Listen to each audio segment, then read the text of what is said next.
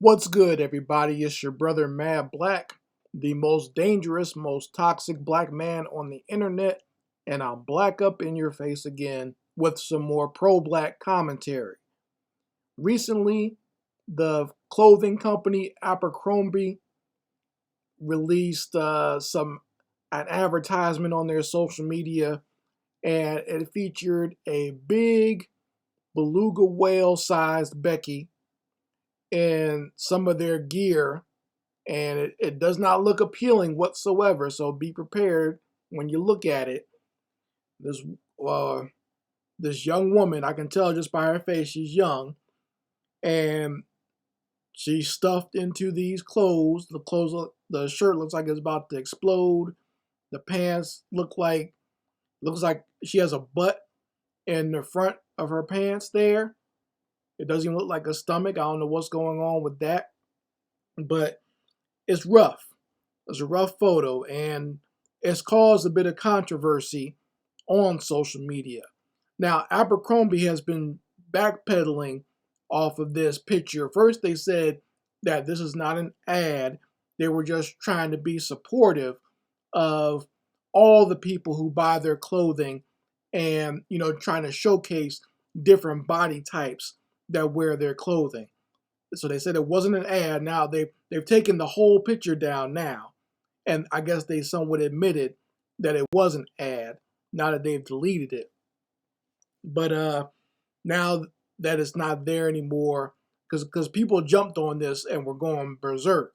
You have your typical fake, phony, social justice type people who were supporting it, saying that this is great, showing different body types, and it's very brave, and it's stunning and so amazing, showing different types of beauty. And then you have people who were a little bit more honest, like these people are kind of towards the middle, being honest, saying that, okay, you know, if this girl feels okay wearing this, fine, but this is not a healthy way for a human being to be. Okay, it's very bad for her health to be this big. And then you had the people who were just brutally honest, but also just overtly cruel. Like this was actually kind of funny. What does this lady say? This one lady said that the new Abercrombie and Fitch ad just dropped. This season they are featuring diabetes and heart attacks. Now that's actually kind of funny, but also harshly true.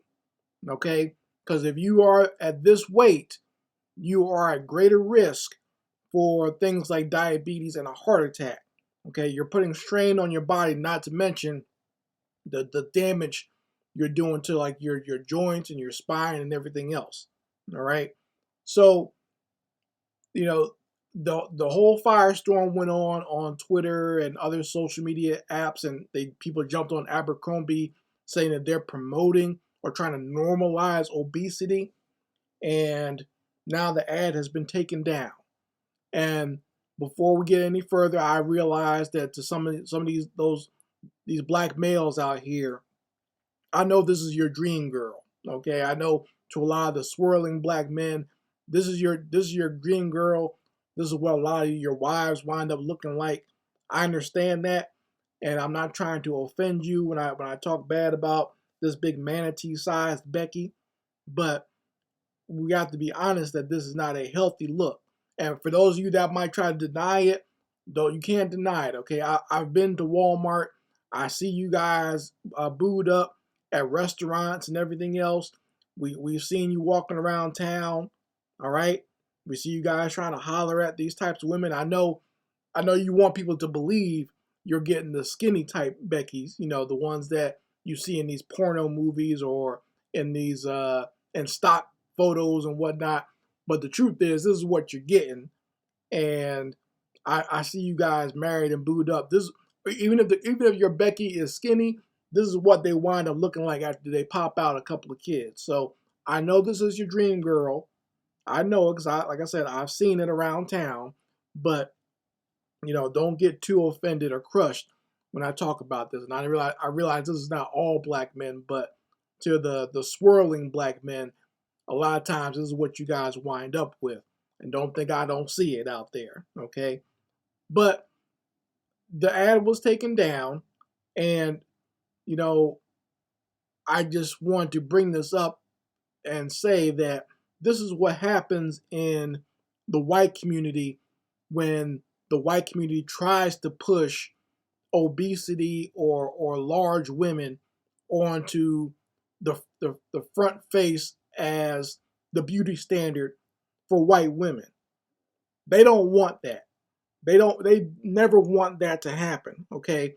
Even the most liberal white person, they'll talk all that trash about, being supportive of different body types and wanting women to be able to look different, but they do not want this to be their beauty standard. Okay? That goes against everything that white supremacy tries to set up. The white man is supposed to look the most wealthy. He's the greatest. He's the founder of the country. He can do anything. The white woman is supposed to be the standard of beauty and virtue and everything else.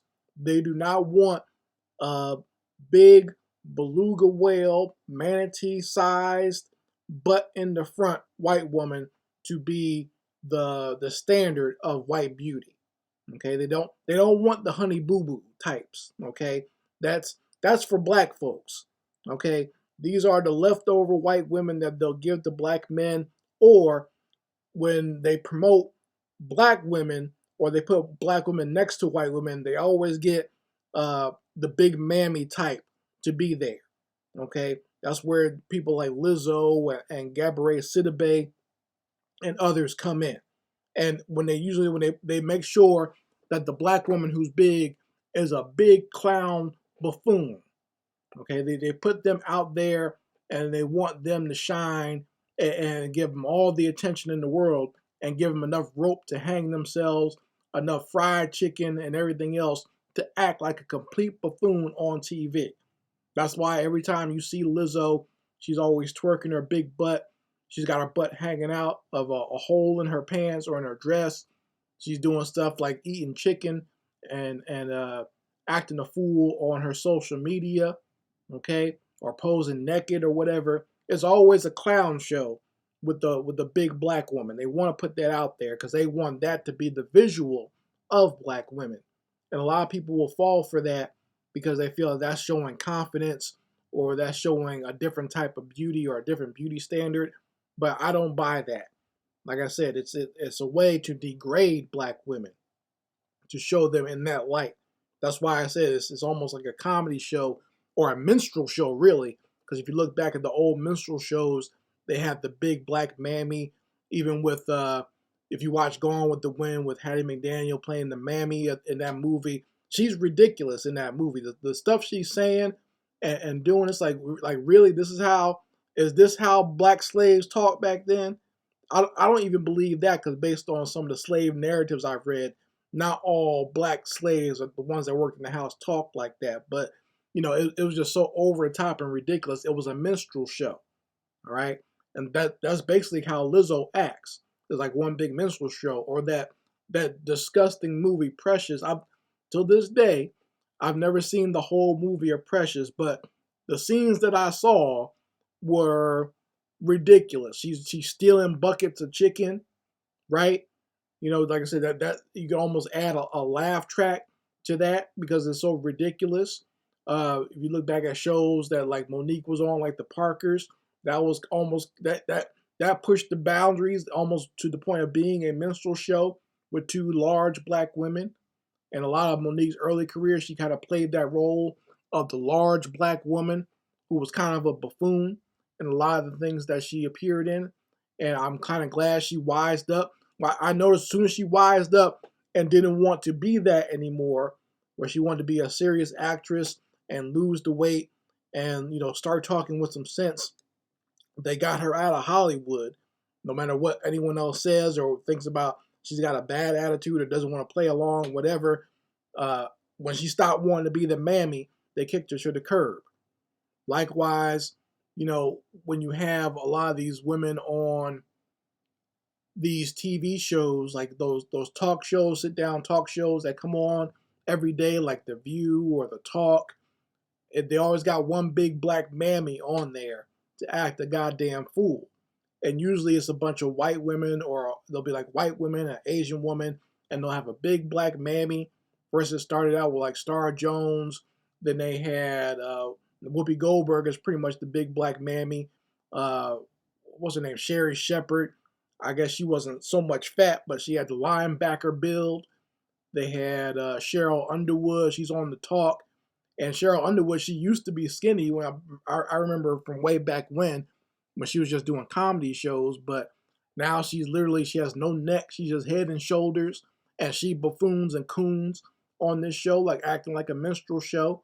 So once again, that big black mammy stereotype is something that they put on TV and they love to glorify. That's for us. They don't want that image. Okay? Even when they have big fat white women doing comedy, like what was her name? Rebel Wilson, is that her name? She lost a whole bunch of weight, a whole lot. She said, "I'm not being the butt of these jokes anymore. I'm not being a buffoon anymore." I know Melissa McCarthy. They made her do a lot of ridiculous, buffoonish fat girl jokes in those movies she was in as well. You don't really see her that much anymore. What was some of the other ones? Oh, like Adele, when she first started out, she was big. Then she lost the weight. And then you have some weirdos out there criticizing those women for losing weight. Because I guess they were living vicariously through them, thinking that, hey, I can be successful and get myself a man and do whatever and be big.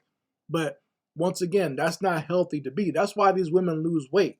That's why when they get into these positions, they lose weight, because it's not healthy for them to be that big.